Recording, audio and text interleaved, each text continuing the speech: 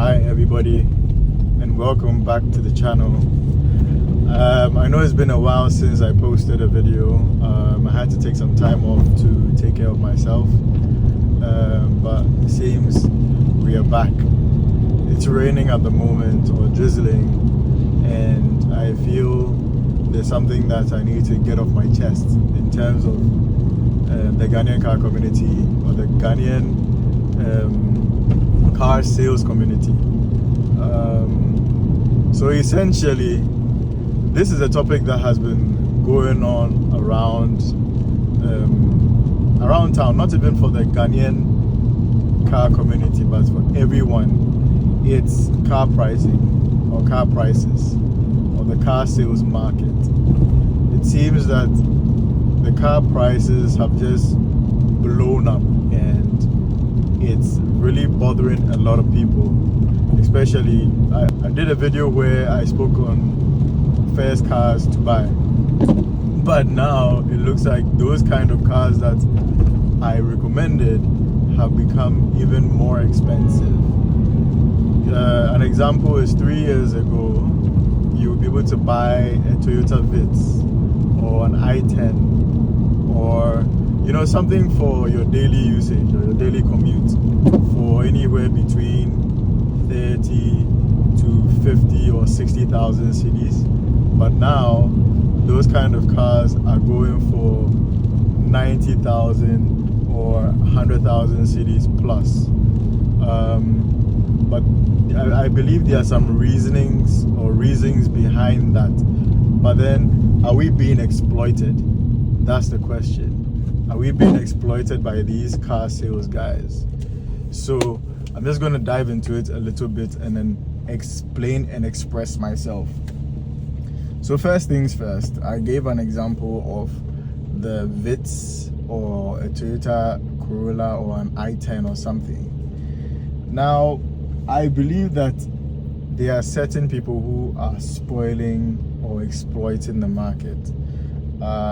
So for example, say I have my BMW 335 IS, and I would like to sell it for let's say 250,000 cedis. It's a 2011. I've done modifications to it.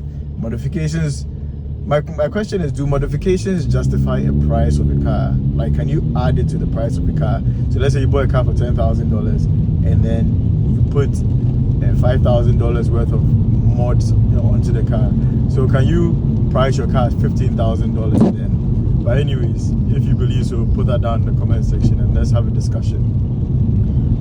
So let's say I want to sell my car for 250,000 cedis, and I take it to a certain garage that this is how much I want for my car. So price it however you want to price it, but then when you make the sale of the car, that's the money that I would like.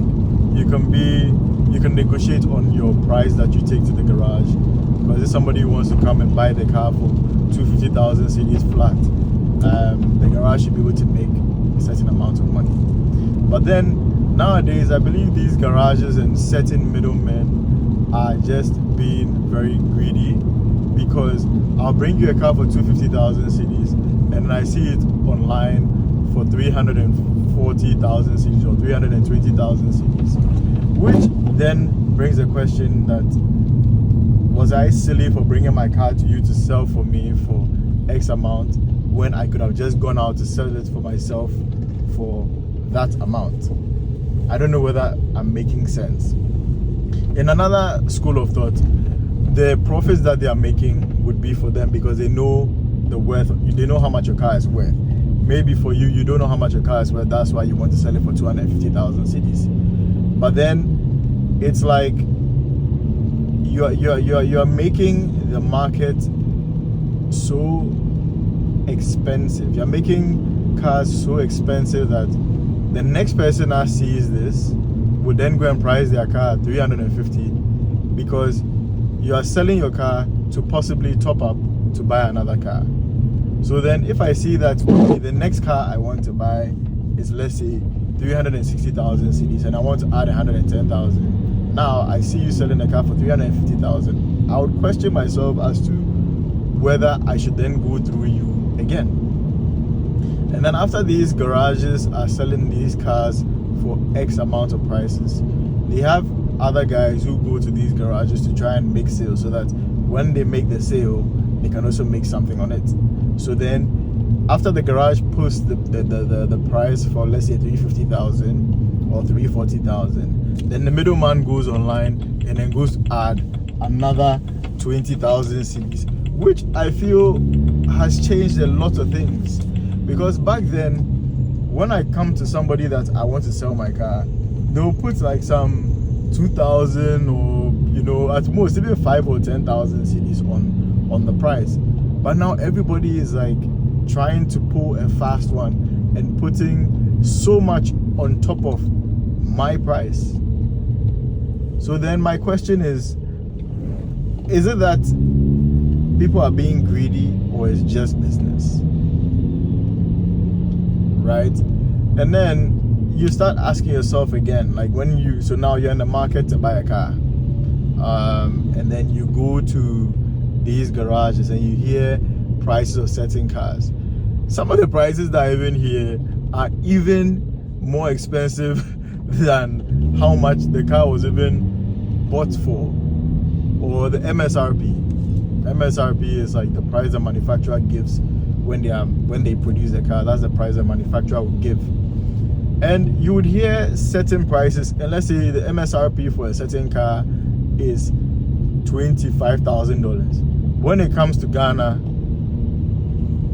the car is $30,000.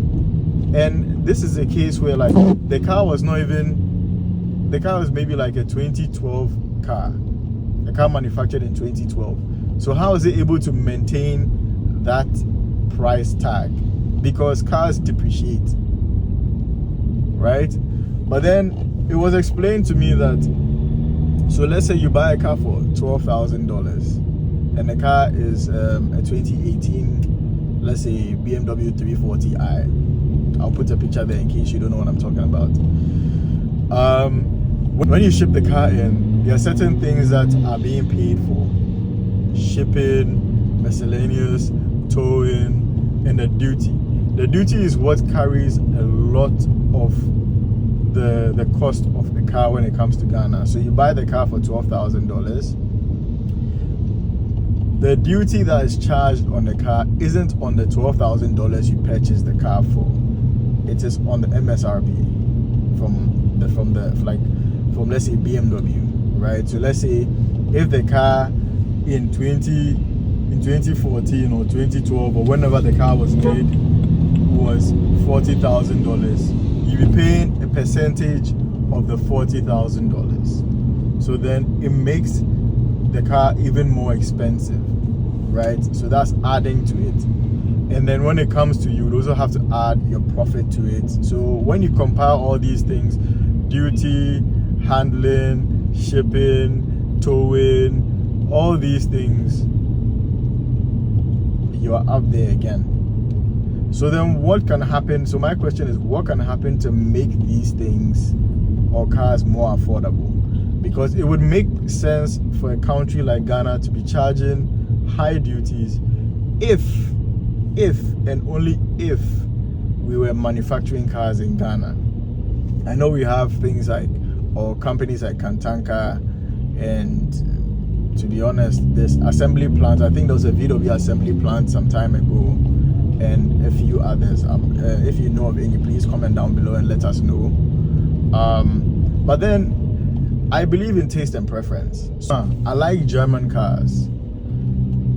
If I like German cars, you can't come and force, let's say, Cartalk on me, like a Ghanaian made car, right? And I'm choosing my words very carefully. Let's say I really like German cars and my preference is not Cartalk. You can't come and tell me I should buy Cartalk. And Cartalk doesn't have the workforce to produce that many cars for the Ghanaian market, because we are more than 30 million in population, and Cartalk doesn't have the workforce to produce. I don't think they produce more than 50,000 cars a year. if there's any Cartanka expert or Cartanka employee over here, please quote me if I'm wrong. I don't think they assemble or create more than 50 or 10,000 cars a year. So you are not feeding or you're not matching the economy. So then why are we paying these high duties? It doesn't really make that much sense. It makes it more difficult for us to buy cars and, you know, do things. And the duty is not just on cars. You bring car parts and you're paying high duty on those things. Something needs to change. Something really needs to change in that regard, because it's very expensive to own a car in Ghana. First of all, to buy a car and to maintain the car. So I don't know how long this video is, but that's my 2 cents on the whole car market, car sales, and all those things. There's more to it. I think what I'm going to do next is I'm going to get a passenger one of these days. We'll be mic'd up, and then we're going to have a conversation on this again, because there's so many things to touch on. And I know other bloggers and car guys are going to start posting videos on this very soon, because it's a topic that is really hurting the car community. So essentially, that's all I'm going to say for now. Thank you for watching. Like, share, comment, and subscribe. We're back to making more videos, so stay tuned.